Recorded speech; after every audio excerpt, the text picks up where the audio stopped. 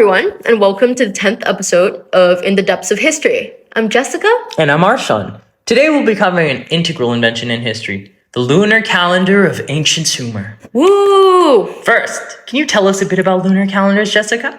Oh, certainly. A lunar calendar is simply a dating system based entirely on the cycles of the moon. The Sumerian calendar was one of the earliest forms of calendars, in fact, with the commonly recognized version dating back to around 2100 BCE, but some prototypical versions date as far back as 4500 BCE. Circling back to definitions, many sources often refer to this calendar as a lunar calendar because it focused heavily on the moon phases. But well, that isn't completely correct. Right, Arshan? Yeah, it could be more accurately classified as a lunisolar calendar because it's based on both the moon phases and the sun's position in the sky. It relied on the sighting of the moon, the most vivid astronomical object that humans could directly observe in the sky at that time. The first sighting of the new moon, or the waxing moon at sunset, would usually mark the beginning of each month, and it would end with the final sighting of the waning moon.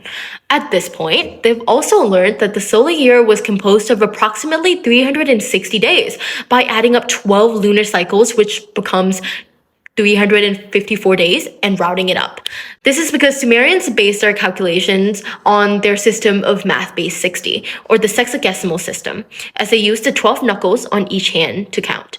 Accordingly, the calendar was then based on the numbers 6, 12, and 60, which 12 months is consisting of around 30 days in a year.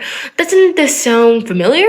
Yeah, and wait, would this not mean that the lunar months and the solar year would become out of sync at some point? Well, that's for the people calling them so-called geniuses.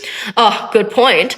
The Sumerians noticed this issue as well when the calendar came out of sync with the seasons and introduced intercalation into it.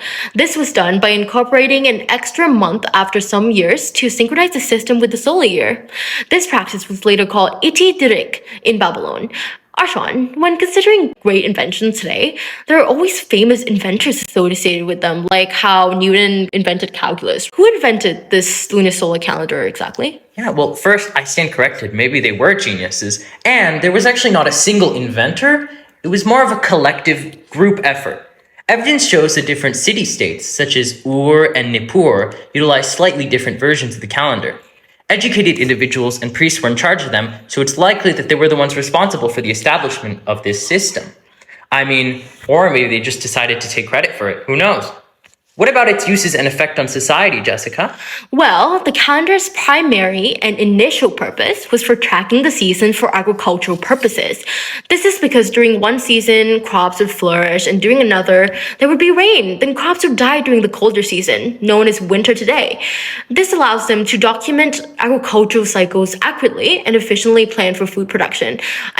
Food is like the most important thing ever because civilizations would never be able to survive without food. Arshan, what about its cultural impact? I would guess that the Sumerians based large parts of their lives on this calendar, judging by its significance. Yeah, you got it, actually. The calendar was used to mark important ceremonies and religious events.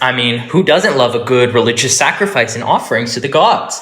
During the full moon and equinoxes, for instance, ancient Sumerians would gather and hold ceremonies. Each city-state also had different month names according to important festivals such as sheep shearing as well as local purposes. They also have royal years, which associate the name of the year with important events marked by the king, such as conquest, the building of temples, and more, as this shows that their fates have been blessed by their gods. Gotta love the monarchy. Haha, indeed. Speaking of their gods, doesn't this mean that they were essentially tracking their god of the moon, Nana? Yeah. I guess the poor god probably got tired of getting stalked by these random people, but I guess fascinating? Now, what about its connections to our calendar today? Well, interestingly, the Sumerian calendar is extremely crucial to the development of later calendars. Researchers discovered that they recorded day qualities with the information they used for the calendar. On the Sumerian and Assyrian collection of stone tablets, called Enuma Anu Enlil, there are documented lunar eclipses, stars, and constellations and planet movements, as well as weather events along with the relationship between the sun and the moon cycles.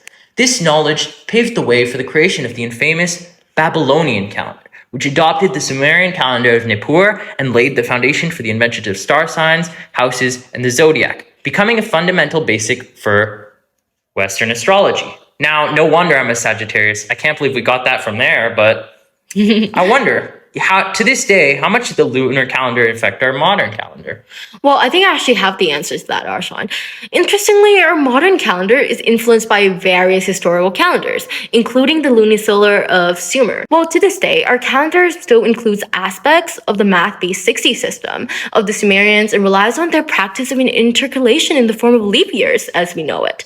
Since the Sumerian calendar evolved into the Babylonian calendar, which then laid the foundation for Roman calendars and consequently our modern Gregorian calendar, it certainly influenced our modern society to a great extent.